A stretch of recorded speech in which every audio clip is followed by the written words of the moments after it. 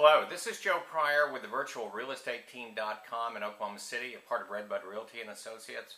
And this is hopefully a short little video. I'm kind of known for long ones, I'm afraid, but I wanted to talk about a misconception that I see on the internet all the time. I see it in videos, I see it in writings, and it's very simply this, that a bankruptcy will stop a foreclosure. All right, that is utterly incorrect. I'm not a lawyer, but I know a lot of lawyers. I deal with a lot of attorneys, and I deal with a lot of lenders on short sales. And the one thing that I know of is that that's not what a bankruptcy deals with.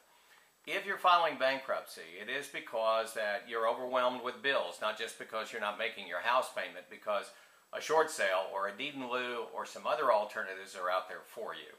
But I understand if you've got way too many bills, you've lost your job, you've got people hounding you every day, bankruptcy is really probably the right option for many of you. We know that there's the liquidation bankruptcy where it's Chapter 7, where you just get rid of it. Say, hey, this is it. Now you can still reaffirm some things. And Chapter 13, or what we call a wage earner bankruptcy, I dealt with someone on that yesterday.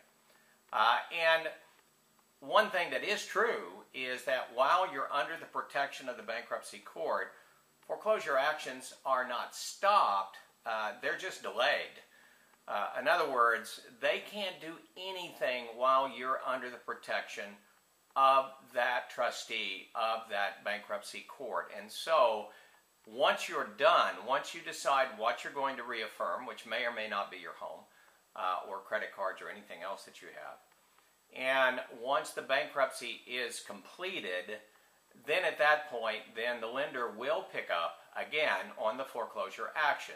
Now, I always say talk to your attorney about this and maybe even get a second opinion. I'm hearing some pretty strange things out of attorneys that are bankruptcy attorneys because they don't necessarily know everything they need to know about real estate, and you need to consult with an attorney that really does know real estate. Because, very simply this, you can say, I'm not going to be responsible for any future debt on that house in bankruptcy, but the lender still has to foreclose to gain the right to own the property. In other words, you still own that property, even though maybe you said, I'm not going to be responsible for the unpaid debt. However, a foreclosure will still be on your record. Now, a bankruptcy, of course, has a shelf life, as we all know. It is something that is going to stay on your credit for, I believe it's about 10 years. But so does a foreclosure, even if you filed bankruptcy. And the one thing that I am aware of is that a foreclosure is not necessarily something, if you can avoid it, that you want on your credit report, especially if you have hopes to buy another house in the next couple of years. Because after a bankruptcy, after a short sale, after anything that you do that is a bad financial event, where your credit is impaired, you can rebuild your credit. Like, for instance, if you can get an A loan in your neighborhood on a home and you have a 640 credit score, you built it up to that, you can go ahead and get a loan. And you want to be able to do that as quickly as possible because there are some terrific advantages to home ownership. The potential for appreciation, the potential right now to buy it on a low scale, the tax deduction that comes from the interest and from certain things like property taxes. So there's every reason why you want to do that. You don't want to wait 5 to 7 years in order to get an FHA loan if that foreclosure is there. My recommendation to you is this. If you need to go into bankruptcy, get a really good bankruptcy attorney. Get someone, interview them, ask them what they know about real estate.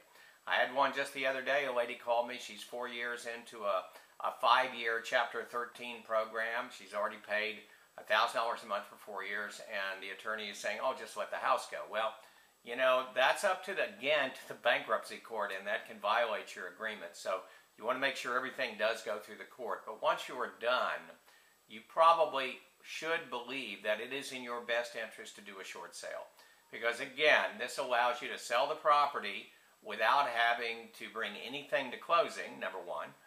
Number two, you can stay in the home, and even though you have not been paying on the debt, you're in the bankruptcy, you're right out of the bankruptcy. Then what you want to do is ask for the short sale. It does possibly allow you to stay in the home while it's being sold, and you'll not have a foreclosure on your record. And in 2 years, if you get your credit built up, you can buy a home. So The simple answer is this.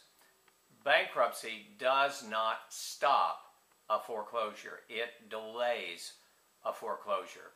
Talk to your attorney. Talk to a real estate professional that deals with alternatives to foreclosure. Make the decision in your best interest.